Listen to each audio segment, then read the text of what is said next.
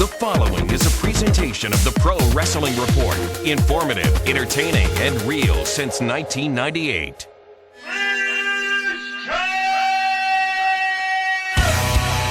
Ready? Whatever you want.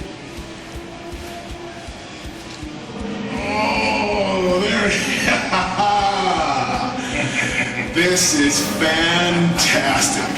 Damien is in big trouble because now that I got Damien's in. Well, I've always had a bigger mic than him to begin with, but now definitely, because I am the TNA apologist on the show. Are you? Yeah. The apologist? The apologist. Yeah, because you and I are pals. So now it'll be loud and proud. Say it loud, say it loud. Absolutely. Absolutely.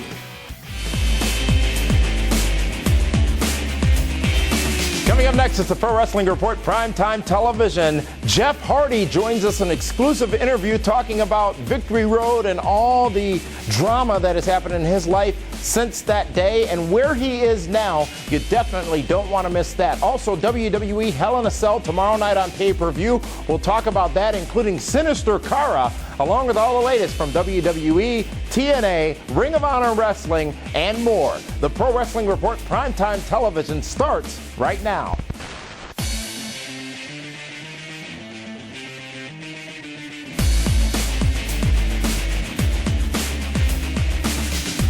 This is the Pro Wrestling Report Primetime TV, the longest-running pro wrestling news program in the world, with your hosts David Hero and Damian Nelson.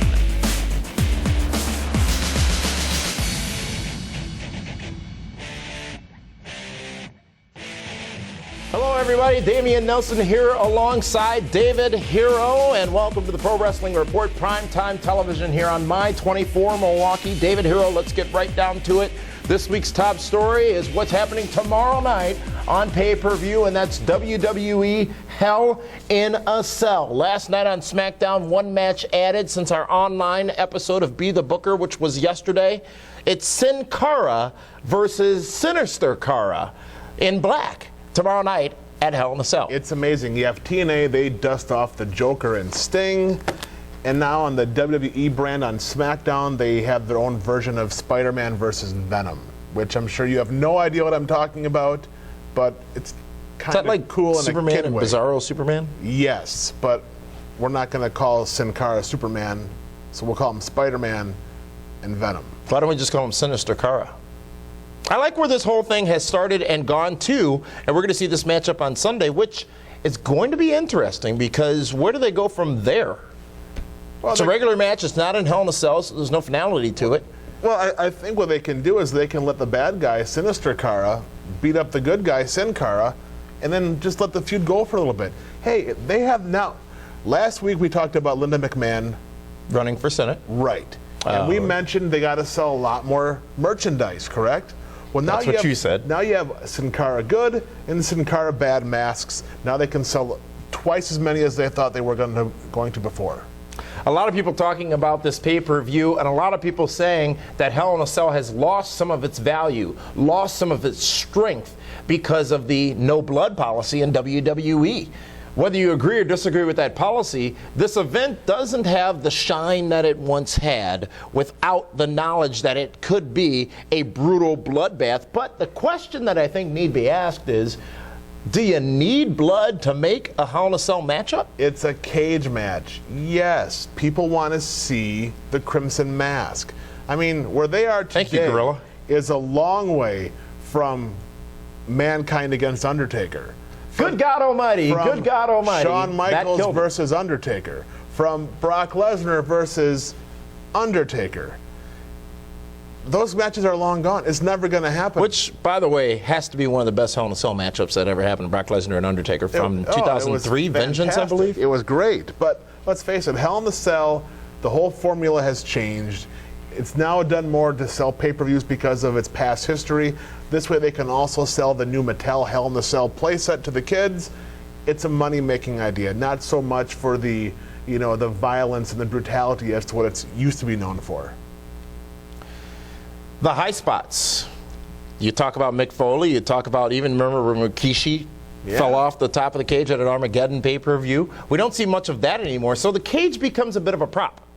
It is a prop. But it's a gimmick to sell pay-per-views, which works. Because they can, like I said, they go off past history, past pay-per-views. Everyone's hoping they're going to see that magical moment where, oh my God, he's broken in half. You know, they want to hear Jim Ross have that next great call. Only 5 matches announced for this pay-per-view, including the World Heavyweight Championship matchup, Mark Henry versus Randy Orton, the WWE Championship matchup, a 3-way inside Hell in a Cell, CM Punk versus John Cena and Alberto Del Rio, and the Divas Championship on the line when Kelly faces Beth Phoenix, and then Christian versus Sheamus. 5 matches on this card leads me to believe we're going to get the opportunity to see these people tell some stories on Sunday night at Hell in a Cell, unless we get an added intercontinental or tag team match. They're going to probably add 2 more matches. And how can they not include Kofi and Airborne on this pay-per-view? They have to. If they want to keep You're basing it off of last night's pop? They were in St. Louis, so Evan Bourne got, he's from there. But that's fine, but they need to establish the tag team division. And when they got a babyface tag team that's as over as they are, they got to use them. We asked you on our Facebook page, facebook.com/Pro Wrestling Report, some questions about Sunday's Hell in a Cell pay-per-view. One question was, were you looking forward to the World Heavyweight Championship matchup? And you say that you are somewhat interested in that matchup, which is different, David, than the WWE Championship matchup, where people said they were very interested in that matchup. But Randy Orton versus Mark Henry, I think, has the possibility of being a better match. It's going to be a possibility. Fight. There's no doubt. John Cena's in the other one. It's going to be a fight. It's going to be the brutal fight they've been waiting for. You got, Randy Orton, who plays the crazy guy, who's lost his mind lately, and then you got Mark Henry, who is just beating people up. We also asked you if you plan on ordering Hell in a Cell. Most of you said that you were, even though 2 weeks ago there was a pay-per-view from WWE, and there is another one in 3 weeks. If you want to see more about this pay-per-view, WWE Hell in a Cell, be sure to visit our website, pwrshow.com, and check out Be the Booker, an interactive segment where we fantasy book the pay-per-views. This is the Pro Wrestling Report, Prime Time. Still to come on the Pro Wrestling Report, Primetime Television, Jeff Hardy joins us in an exclusive one-on-one interview. We'll talk about tonight's Ring of Honor wrestling broadcast and more. This is the Pro Wrestling Report, Primetime. This is Jay Lethal, and you're watching the Pro Wrestling Report on My 24 Milwaukee.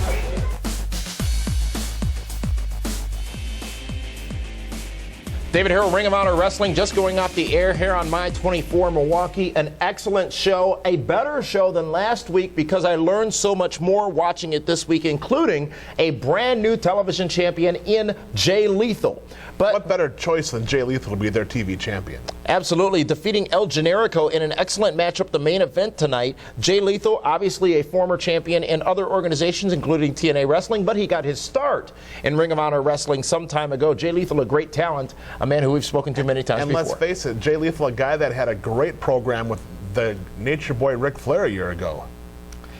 We saw a spotlight on the prodigy Mike Bennett, David Hero, and this was so well done by Ring of Honor because it led into his matchup with Jimmy Jacobs, who was accompanied to the ring by Steve Corino. Steve Corino, who I think a lot of people watching us in Milwaukee definitely remember him. He spent a lot of time in this area back when ECW used to come to town very often at the rave at the Eagles Ballroom downtown. At the Eagles Ballroom downtown, rather. But Mike Bennett, the prodigy, if you will, very good in focus segment on that talent, very similar to what we got with the Ring of Honor champion last week, and an introduction to that talent. A great matchup with him and Jimmy Jacobs as well. I liked in totality what we saw from Ring of Honor tonight, especially Roderick Strong speaking.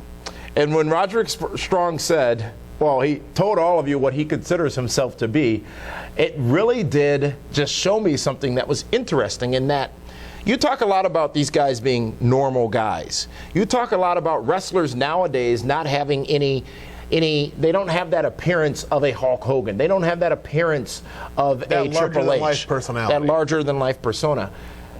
These Ring of Honor guys, speaking about Roderick Strong, Mike Bennett, specifically as it pertains to tonight's episode, Davey Richards, the champion, obviously, they are almost UFC-esque because they're fighters. And when you watch Ring of Honor as you did tonight, They fight. You talk about Mark Henry and Randy Orton being a fight this Sunday at Hell in a Cell.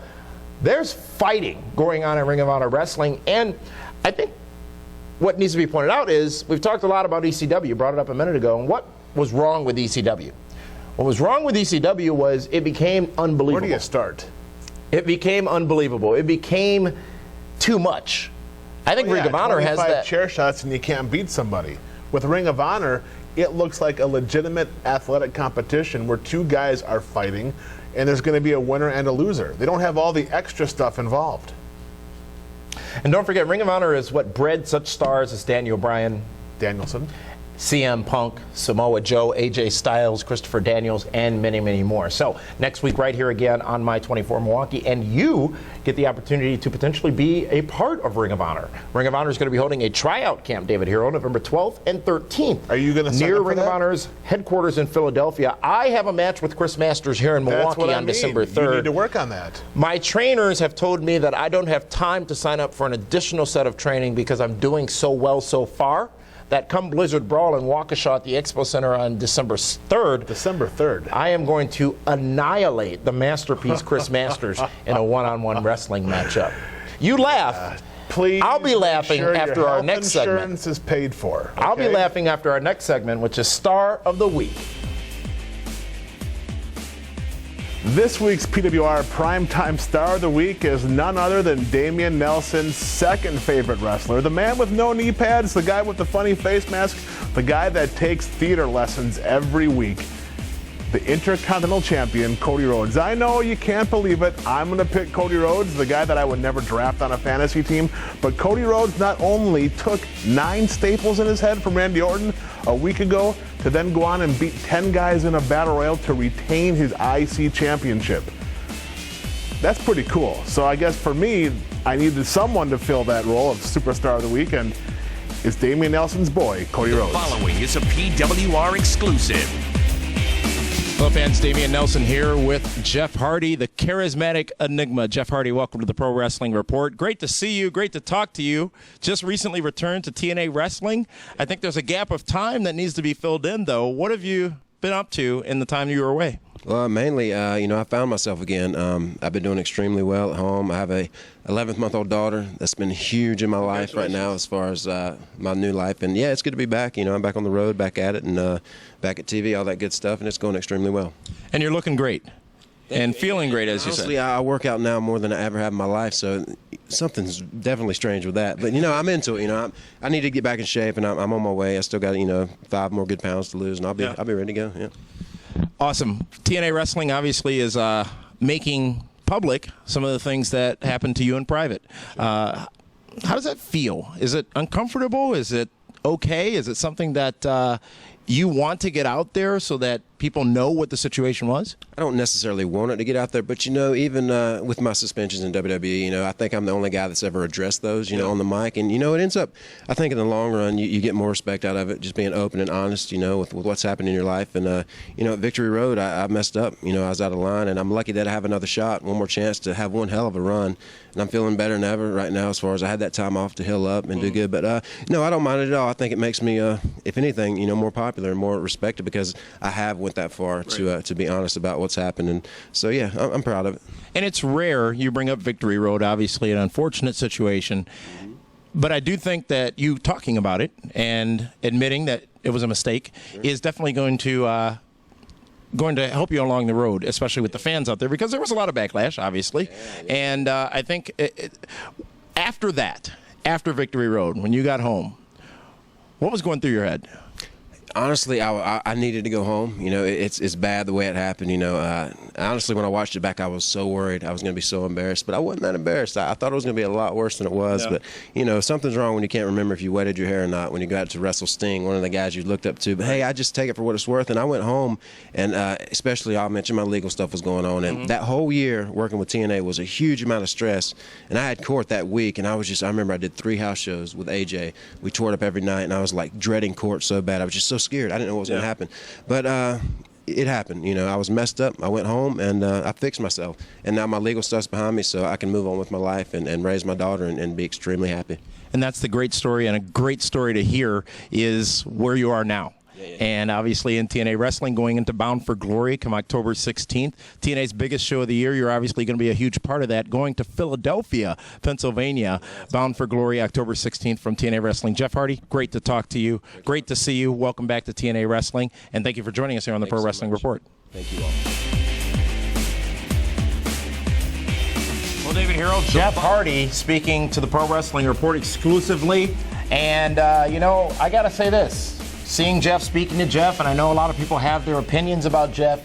It looks great. He understands his mistake. He wants to move forward. The question is, can he really move forward after such a public incident back in March? I think so. It comes down to professional pride. I mean, Jeff Hardy he's the enigma. He's charismatic. He's an amazing talent, and he wants to prove everybody wrong that what they saw at Victory Road is not who Jeff Hardy really is.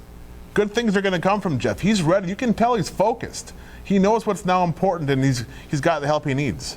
I want to thank Jeff Hardy for appearing on this program and giving us a little bit of time to talk to all of you out there. And we want to hear your feedback. Send us your email, comments at pwrshow.com. Again, comments at pwrshow.com.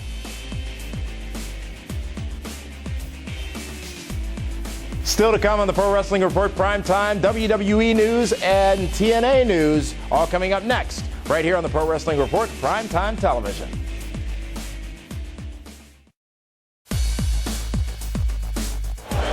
What's up, ladies, stars and studs? I'm Maria Canales, and you're watching the Pro Wrestling Report on My 24.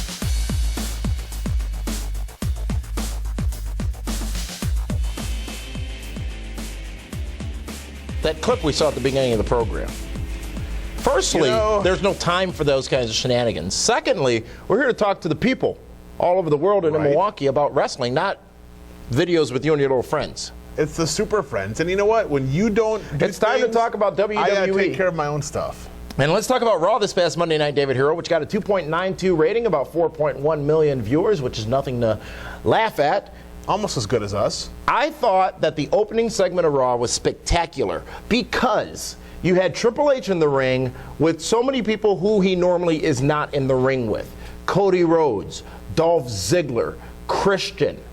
Very good stuff, focusing on a new group of talent, if you will, in World Wrestling Entertainment. And we saw not only Raw get built from that, but SmackDown and even some matches at Sunday's Hell in a Cell. So let's face it, your guy, The Miz, was actually holding talent back because he was such a TV hog.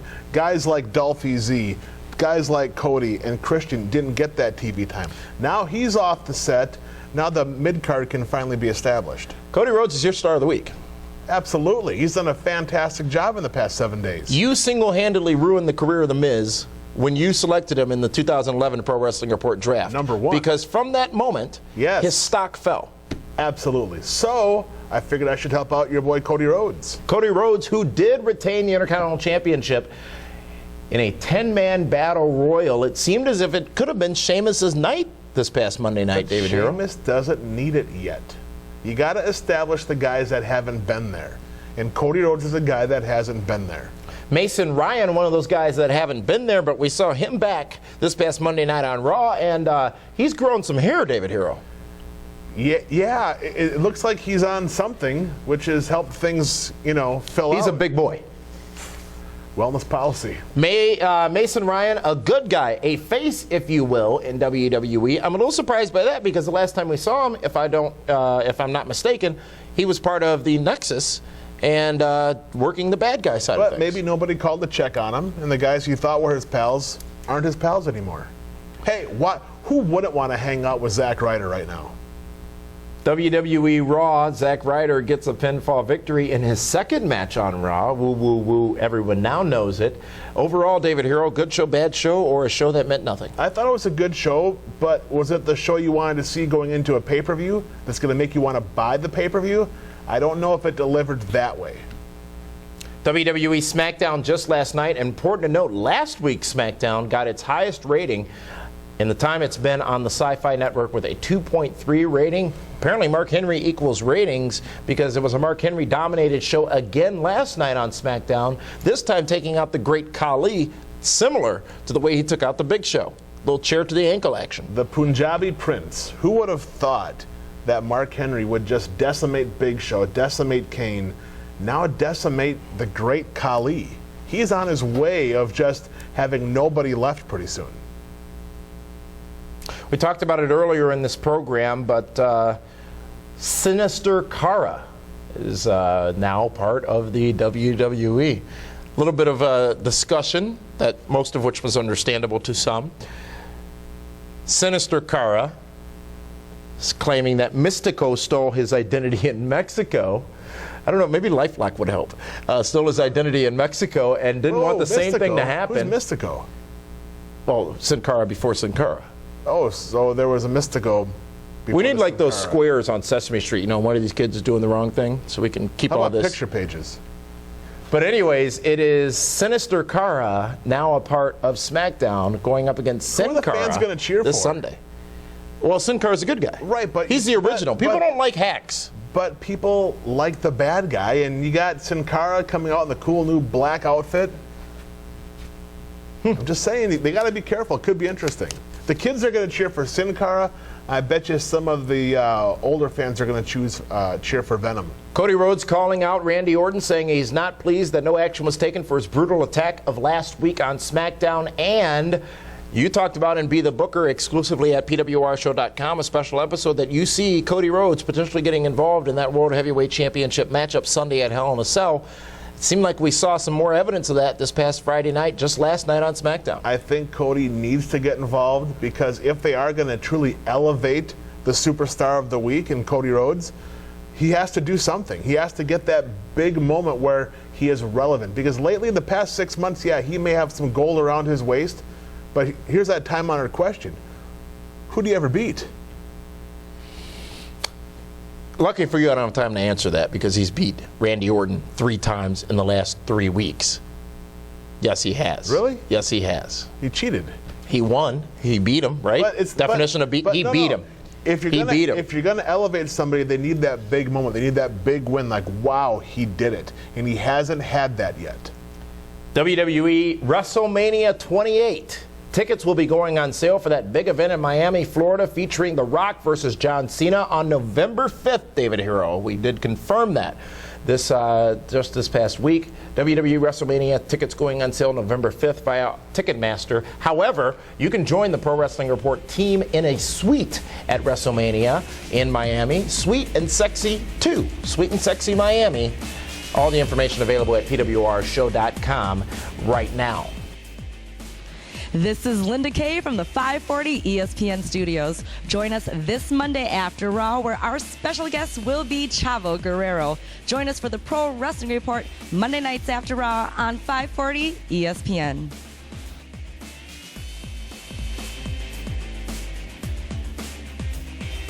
How about the Pope defeating your boy, Mr. Anderson, this past Thursday night at Impact? Are you serious? Yeah, the Pope. What are you looking? Really? Listen, just because because I got the microphone and you didn't. The Pope defeated Mr. Anderson. I don't want a microphone. I do my own thing. I don't steal from others. Ken, I borrowed him this idea. It was mine to begin with. You borrowed him? Absolutely. But listen, it's Ken Anderson. Mr. Anderson from Green Bay. The Pope's not from Green Bay. He's not from Milwaukee. Yet you continue to hate everything about Wisconsin. Jeff Hardy was our guest this week. The Pope joins us next week right here on this very program. And I want to see if you have things like that to say to him. I don't have The sunglasses Pope, D'Angelo De Niro, will be our guest right here next week on 540. I'm sorry, on My 24 Milwaukee. Chavo Guerrero is going to be our guest on 540 ESPN. On My 24 Milwaukee, the Pope, D'Angelo De Niro, joins us next week. So you can go ahead and share all that with him. You're not going to sit there with that ridiculous microphone. It's the TNA segment. Why wouldn't I? Hulk Hogan announces his retirement from professional wrestling and says next week on Impact Wrestling, when he steps in the ring to make it official, it will be the last time he steps in the ring, talking about things such as headlining Madison Square Garden, his matchup with Andre the Giant, going over his career, saying joining TNA was a once-in-a-lifetime opportunity. Do you honestly think he believes that? Do you honestly think he believes going to TNA was a once-in-a-lifetime opportunity? Well, we did talk about TNA Wrestling in our in-depth special, which is available at our website, pwrshow.com. Right now, we talked about some of the bad things in TNA Wrestling, David Hero. But last week we talked about all the good things. People have forgotten about that, of course, but last week we did talk about a lot of the good things that are going on in TNA Wrestling. But this week you can check out part 2 of that series next Wednesday at our website, pwrshow.com. It'll be part 3, how to fix those things that are bad in TNA Wrestling, at least from our standpoint. Hulk Hogan, will he retire, David Hero? We're talking about Hulk Hogan, the ultimate egomaniac. Do you honestly believe he's going to leave? I can't even look at you. Come on, I'm serious. It's Hulk Hogan. He has, you know what? If he does leave, it's temporary. But right now, Hulk Hogan still has a lot of power, still has a lot of control of TNA Wrestling. We learned a lot about that in the past couple weeks when we did our in-depth research on TNA Wrestling. Mm-hmm. He's not going anywhere. He's not going to retire. Not yet. His last match will not be against Sting in a TNA ring.